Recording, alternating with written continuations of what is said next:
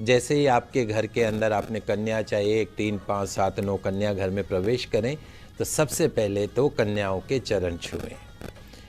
उनके चरण छूकर उन्हें एक चौकी अथवा बाजोट के ऊपर उनको स्थान दे दीजिए, उनको बैठा दीजिए और फिर एक पात्र में जल भर के रख लें और उनके चरणों को उस जल में रख के और कन्याओं के जो चरण हैं उनको अच्छे से उनको धोइए। धोने के बाद साफ कपड़े से उनके चरण को पोंछिए और उनके चरणों पे कुमकुम अक्षत का टीका लगाएं, अक्षत चढ़ाएं और मस्तक पे उनके बिंदी लगाएं, हाथ में मोली बांधें।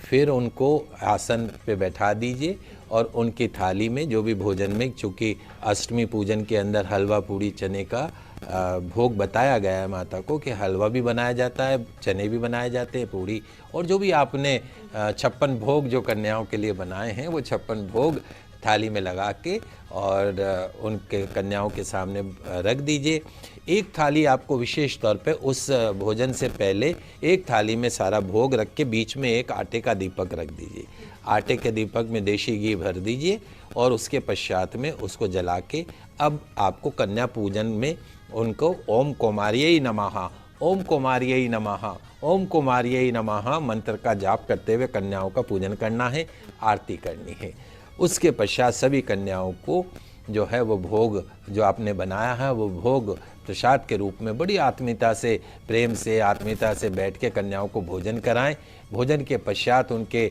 हाथ धुलाकर जो कन्याओं के लिए उचित उपहार जो आप लेकर आए हैं, दक्षिणा राशि जो आप लेकर आए हैं वो उनको दीजिए। अब महत्वपूर्ण बात क्या है कि आप एक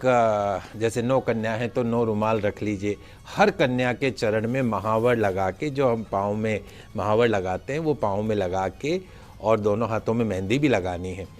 तो दोनों मेहंदी हाथों का छापा और पाँव के चरण उस कपड़े के ऊपर ले लीजिए और कपड़े को समेट के कन्याओं के हाथ से ही अपने कैश रखने वाली अलमारी में रख दीजिए, अपने बैग में रख दीजिए। और अगर हवन का आयोजन किया है तो कन्याओं के हाथों से संविदा अवश्य डलवाएं। तो इस प्रकार करके और जब जाएं तो उनको इलायची और पान का सेवन अवश्य कराइएगा। इस परंपरा के पीछे क्या है कि देवी जब अपने लोक को जाती है, जब वापस अपने लोक को जाती हैं तो एक तो जैसे आपके घर में बेटी आई, विवाह के पश्चात में बेटी आई, आप बेटी को कैसे विदा करते हैं, कितना उसको दे के और सम्मान के साथ विदा करते हैं, तो ऐसे ही जो आपके घर में देवी के रूप में कन्या आई हैं उतने ही सम्मान के साथ, उतने ही प्रेम के साथ उन कन्याओं को विदा कीजिए, उनको दरवाजे तक छोड़ के आइए, जय माता दी कह के उनके चरण छूइए। ये उसके पश्चात फिर आप सभी परिवारजन जो है वो भोजन को ग्रहण करें। इस प्रकार इस सरल विधि से आप कन्या पूजन कर सकते हैं।